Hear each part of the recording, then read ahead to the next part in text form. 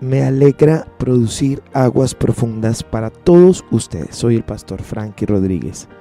En este día, habiendo ya conversado sobre muchos tipos de ligaduras que encontramos en la Biblia, quisiera poder hablar entonces un poquito sobre el proceso para desligar el alma. Nuevamente quiero hablar sobre todo en este tiempo que estamos llegando ya hacia diciembre, y que hay muchos matrimonios en las congregaciones. En nuestra congregación creo que al menos unos 50 matrimonios antes de terminar este año, gracias a Dios.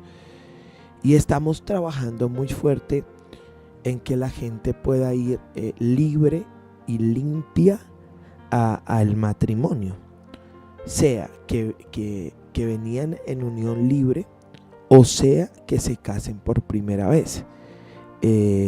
Queremos que ellos vengan delante del Señor a hacer ese pacto y que vengan, repito, libres y limpios, y que el pacto pueda ser duradero. Entonces, ¿qué estamos haciendo? Estamos primero teniendo cursos prematrimoniales muy intensos, donde de hecho hasta les enseñamos a cocinar, porque ejemplo, uno no se puede casar solamente con alguien porque le parece bonita o bonito, sino que hay ciertas cosas que tienen que aprenderse, porque después de que lleguen, se casan y llegan allá a la relación matrimonial, se van a llevar unas sorpresas tremendas. Entonces repito, sea que ya venían viviendo juntos, que es en su mayor número, o sea que se van a casar por primera vez, queremos que estas personas vayan a ese pacto matrimonial libres y limpias. Entonces, dentro de todo esto aplican los procesos de rompimiento de iniquidades, liberación, sanidad interior. Dentro de todo esto aplica este tema que hemos venido hablando, del tema del adulterio. Entonces, repito, esto aplica, número uno, para personas que se vayan a casar por primera vez. Segundo, personas que ya venían viviendo en unión libre. Y tercero, el proceso pues de libertad de adulterio. Cuando la esposa o el esposo le dan a la persona para que usted pueda entender, ¿no? Le dan el privilegio de perdonarle y decirle: a pesar de tu adulterio, yo quiero vivir contigo, eres la mujer de mi vida, el hombre de mi vida, yo te quiero a ti y quiero que nos restauremos y vamos a hacer un proceso. Entonces voy a hablar de cómo iniciaría ese proceso, tanto pues para los tres. Ahora, hago un punto: bendito sea Dios si estas personas que se van a casar por primera vez, sería este caso, jamás tuvieron relaciones sexuales con nadie, son vírgenes, pero aún así tienen que desligar su alma. Y usted dice: desligar el alma, pero si nunca han estado sexualmente con nadie. Sí, deben desligarla de los pecados sexuales de sus antepasados, porque cuando entendemos iniquidades, todo eso está conectado. Entonces, tal vez un muchacho o una muchacha nunca han tenido relaciones sexuales, se van a casar vírgenes, pero aun cuando sea así, traen unas iniquidades.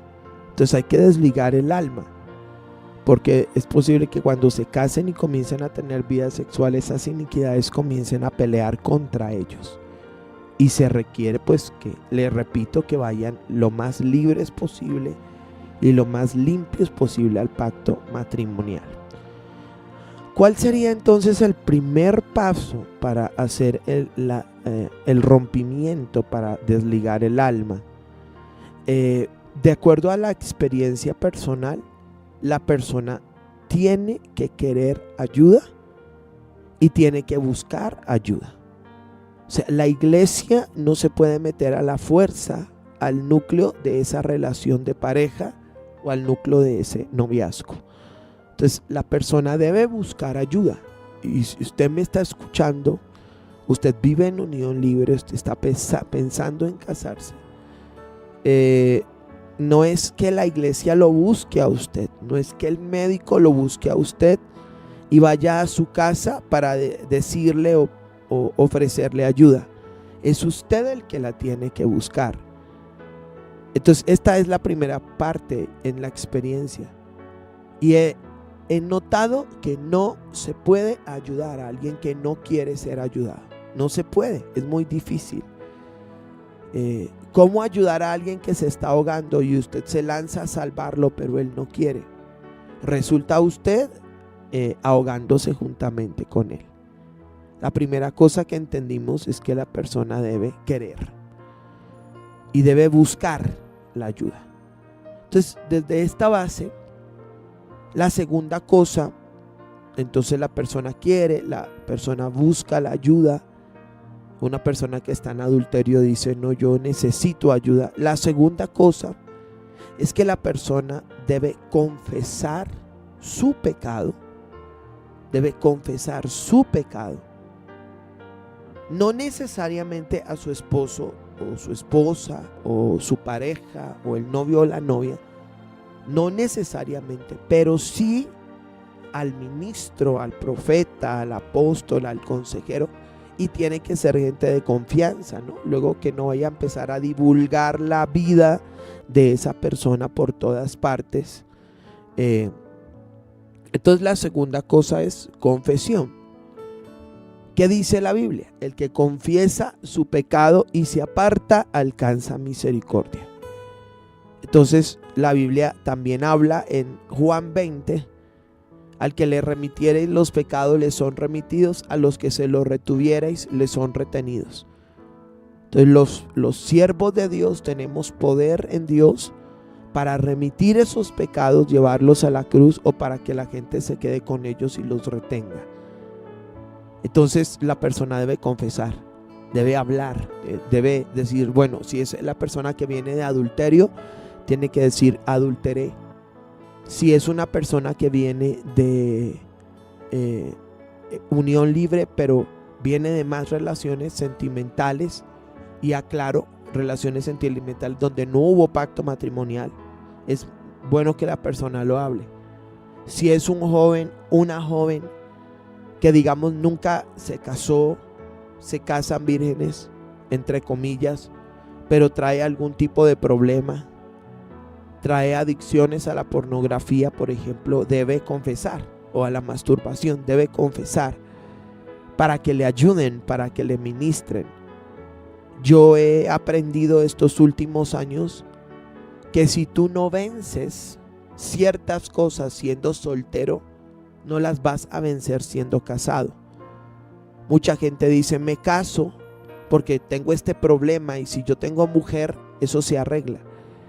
Y momentáneamente se puede arreglar el primer año, el segundo año. Pero luego cuando viene la rutina matrimonial, luego cuando la mujer tiene sus ciclos menstruales y el hombre no puede tener relaciones sexuales con ella, luego cuando viene el embarazo, cuando viene el nacimiento del bebé, van a haber momentos donde las relaciones sexuales se interrumpen por algún tiempo. Y si usted no fue sano siendo soltero, va a volver a lo mismo que hacía antes. Entonces para mí es muy importante que la gente pueda hablar con un ministro, pueda abrir su corazón, pueda mostrarse realmente como es. Aquí va la tercera cosa. La tercera cosa es que si la persona habla, debe hablar con verdad, y si no, es mejor que no hable. Cuando estás enfrente de un profeta de Dios, ese profeta tiene la habilidad para ayudar en tu liberación solo con declarar una palabra. Solo con que el profeta diga, eres libre, tú puedes recibir libertad. Pero nuestra experiencia es que muchísima gente viene obligada. Alguien que adulteró viene a veces obligado por su pareja. No, restaurémonos, no vivo más con usted. Si usted no hace un proceso, ay, sí voy a hacer el proceso. Entonces viene. Pero cuando viene a hablar y uno le dice, bueno, adulteraste, ¿me puedes hablar? ¿Con quién? ¿Cómo fue ese proceso? No, yo no he hecho nada, es que mi esposa es una compulsiva, mi esposa es una loca, yo no he hecho nada. Entonces dígame usted cómo uno los restaura. Señor, usted ve pornografía, yo no veo eso, eso es mentiras, pero en el fondo es un sí. Entonces, una de las lecciones que yo he aprendido este año, que ha sido muy fuerte, es que no se puede restaurar a un mentiroso. ¿Cómo restauras a un mentiroso? ¿Cómo restauras a una mentirosa? Si viene un muchacho y la gente habla que se acostó con alguien y usted lo llama y le dice se acostó, y él ¿qué le digo yo? Por miedo, por temor, porque es conchudo, por lo que sea. No, pastor, eso es mentira, pero en el fondo es un sí. Pues déjeme decirle que va a ser muy difícil que la persona se restaure. Entonces, si usted decide, usted está en adulterio o cayó en adulterio y se está apartando, entonces déjeme decirle que una de las claves es hablar, pero una de las claves también es hablar con verdad. Entonces usted va a hacer el proceso, usted va a buscar ayuda, usted va a confesar, usted debe confesar todo con plena verdad, así sea vergonzoso, le parezca fuerte, pero hemos entendido que esa es una de las bases legales para poder ser restaurado. Entonces hablamos del que adulteró, ¿cierto? Entonces poder hablarlo. Hablamos del que tal vez se vaya a casar, que pueda abrir su corazón, pueda decir, miren, yo pasé por esto antes de conocer al Señor. Algunos hasta conociendo al Señor. Mi vida sexual fue todo esto. Estas fueron las personas con las que yo me acosté. Algunos dicen, ni me acuerdo cuántas son, pero esa es base para poder restaurarse. Que el joven que va a ir a esta relación, o el hombre, o lo que sea, pueda decir, miren, uno de mis pecados, de mis problemas es la pornografía, y no lo he podido dejar. Yo quiero que me ayuden. Cuando la persona hace esto, miren, se rompe algo espiritualmente. Entonces lo primero es buscar ayuda, lo segundo es confesar, lo tercero es confesar con verdad, hablar con verdad todas las cosas, sacar las tinieblas a la luz. Lo cuarto es que la persona tiene que hacer un rompimiento de iniquidades, se debe sujetar a un proceso de rompimiento de iniquidades.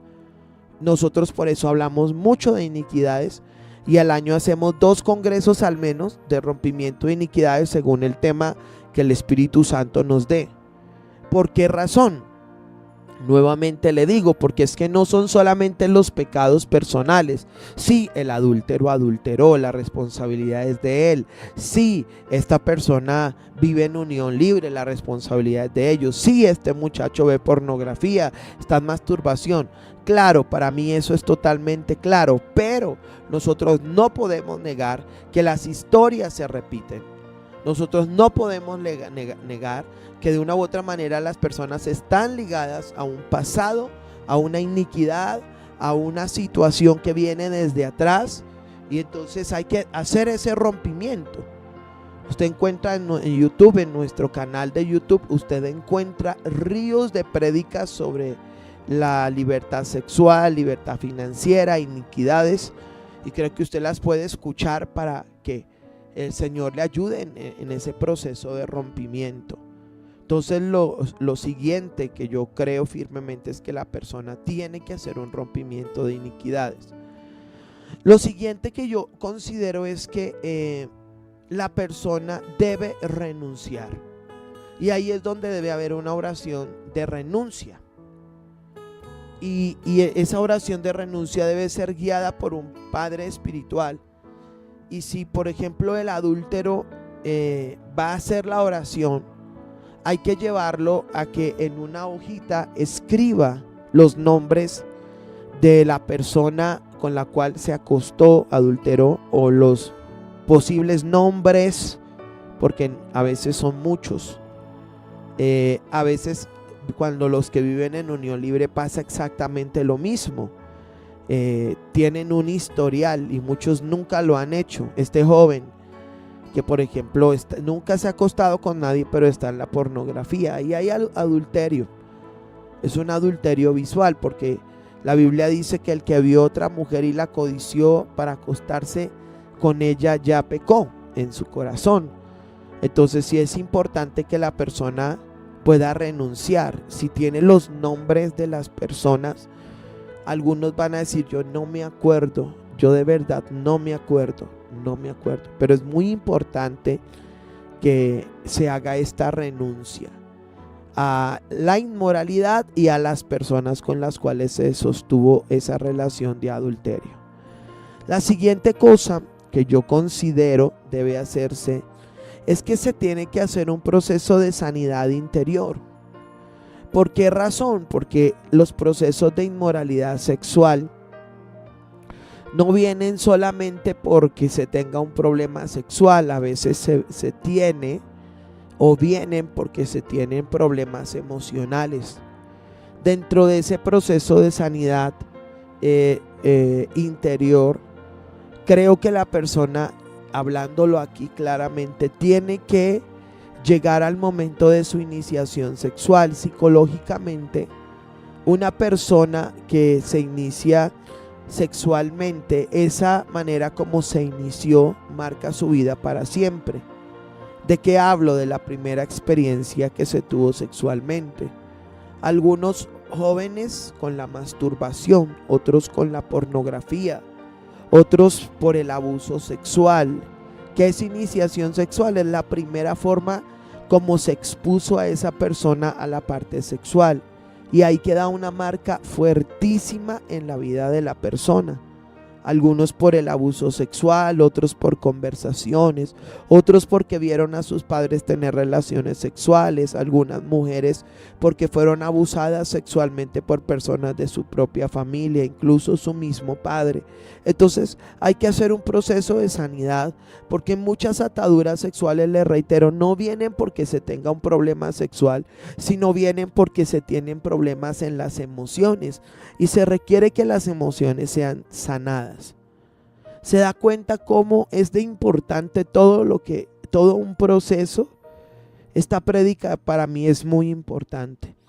Ahora hablamos de que la persona debe pasar por un proceso de sanidad interior. La persona debe pasar por un proceso de liberación. La persona debe pasar por un proceso de liberación, ya les dije, de iniquidades. Pero creo que la persona debe ser sacada de cautividad, porque posiblemente la persona puede estar en un lodo cenagoso. La persona puede estar en una prisión, en una cárcel de inmoralidad, y hay que sacarla. Pero creo que lo último, y creo que en eso he hecho énfasis, es el papel del padre. Si no está el padre físico, que sea el padre espiritual, o bajo la ley de la representatividad, que fuera un anciano de la iglesia, que tenga una buena vida, una buena familia y un buen testimonio. Y en eso, ¿qué debe hacer él? Él debe hacer una declaración, porque recuerden que no hay un autodesligamiento, o sea, como que yo oro y digo yo me desligo y ya quedé desligado, sino que se tiene que pasar por un proceso de ministración, y en ese proceso ese padre espiritual debe declarar que cualquier tipo de ligadura que quedó, cualquier tipo de voto que pudo haberse hecho, por el cual se ligó el alma a esa relación sentimental, a ese tema de adulterio, es roto. Y para mí esta parte es muy importante. Y aún que esa persona pueda hacer algún acto profético declarando que se rompe todo tipo de ligadura, amarre o situación en el alma de esta persona, que en el camino podría hacer que la persona recayera en el adulterio. ¿Cuánto puede durar un proceso de estos? No es un proceso de 8 días. Hemos hecho procesos por años. Algunos pueden llegar a durar 1 año o más. Y a veces se tiene que ministrar varias veces el mismo tema, porque es tan duro en las personas que una administración de pronto no corta todo, sino que solamente lo ablanda. Tengamos un tiempo de oración por restauración. Siento en mi corazón que esta prédica que estamos dando el día de hoy es vital para muchos de ustedes. Tal vez es lo que estaban esperando y hoy están diciendo, bueno, ¿cómo lo hago? Quiero hacerlo, ¿cómo lo hago?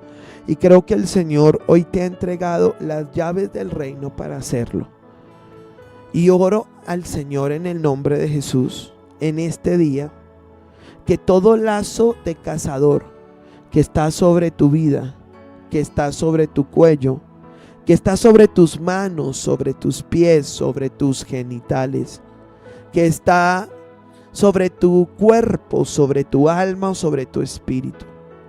Oro a Dios en el nombre de Jesucristo, que sean mandados ángeles que calcinen ahora esas ataduras, esa atadura a esa mujer ajena, esa atadura por brujería, por hechicería. Ser liberado ahora por el poder del Espíritu Santo, y específicamente ser liberado del poder del orgullo, que no te deja buscar ayuda, que no te deja agachar la cabeza, que te hace ver que solo tú puedes, que te hace ver que tú puedes llevar tu hogar, tu casa, tu familia, pero al interior sigue habiendo este problema. Oro en el nombre de Jesucristo que el poder del orgullo sea roto y que en humildad reconozcas que necesitas ayuda, que hay un problema al interior de tu casa del cual tú necesitas ser restaurado. Oro que seas visitado por el Señor y seas convencido de pecado, de justicia y de juicio. En el nombre de Jesucristo he orado en este día. Amén.